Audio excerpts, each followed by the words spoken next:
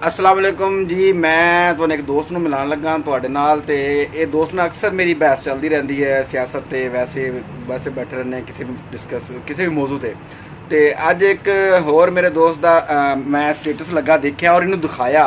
मैं कि कारोबार देख ला सारी दुनिया च लोग करते हैं जी, जमात इस्लामी वाले भी दूसरे तीसरे बहुत सारे।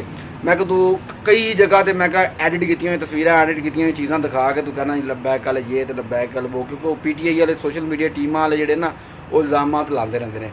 फिर उन्होंने मैं दिखाया, मैं कि तू फैसलाबाद जाना है तो यह मेरा दोस्त है, ये अक्सर फैसलाबाद चक्कर शक्कर लाते हैं, अजीज रिश्तेदार उत्थे रहिंदे ने। मैं फैसलाबाद जदों जावें मैं क्या शहजादे साहब को लाजमी हो के आना वा, शेख शहजादे को इन्होंने उत्थे मैं चावलों की दुकान पाई है। मैं तस्वीर जेह्ड़े नज़र आ रहे हैं प्याले पैन उत्थे चावलों की वैरायटी पई है। सब तो जिहड़ी मज़ेदार गल है ना, जिहड़ी गल डिस्कस करन दा, या क्योंकि चावल तो इत्थे भी साढ़े को मिल जाते हैं हर जगह। मैं कांपों की ये वो लाहौर बड़ी जगह वैरायटियां मशहूर ने चावल तो हर जगह मिल जाते हैं, क्योंकि इत्थे भी होलसेल की दुकानां ने।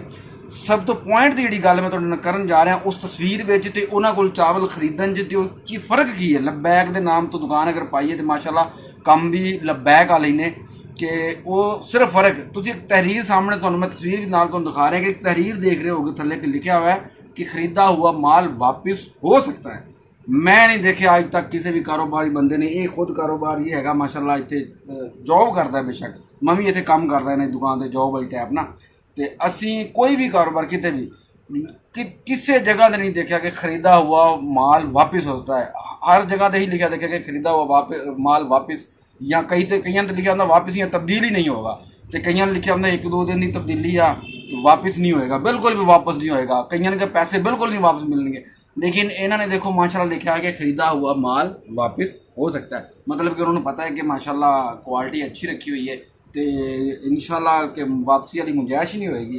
तो माशाल्लाह अल्लाह ताला कारोबार बरकत पावे, तो दिन दुगनी तो रात चुगनी तरक्की अता फरमावे। तो यह बंदा जी तुसी देख लो, अगर मेरी वीडियो तुहाडे तक पहुँची है शेख साहब, तो अगर बंदा आवे तो ये खास रायत करनी है कि लोग दिन उत्थे इन्हें खा जाने ने, खड़े खड़े चेक करते हैं, इसलिए थोड़ा पिछे खड़ा करियो। तो बाकी इन्होंने चावल माशाल्लाह अच्छे दे के भेजियो, अच्छे रेट के नाल। मैं क्या 2 थैले सिटी लाई, क्योंकि अक्सर इस चावल लैंदा रहता है। मैं कैमरे वगैरह लगाने जाना तो मैंने कहता यार तू चावल वाली फलां दुकान पर गया, सिर्फ पूछ लेना की रेट है ये वो। तो ये कभी कोई शादी ब्याह कोई महफल मिलाद कितने कितने पकौने होने तो फिर चावल का एक अद्धा थैला खरीद ही लेंदा। तो हुण ये फैसलाबाद आवे तो 2-3 थैले इंशाल्लाह इन्हूं देगी, जोर ही दे दियो बस, ठीक हो गया। बाकी पैसे तो लै लांगे, कोई टेंशन नहीं। ओके जी, लव यू हो गया, अल्लाह हाफिज़।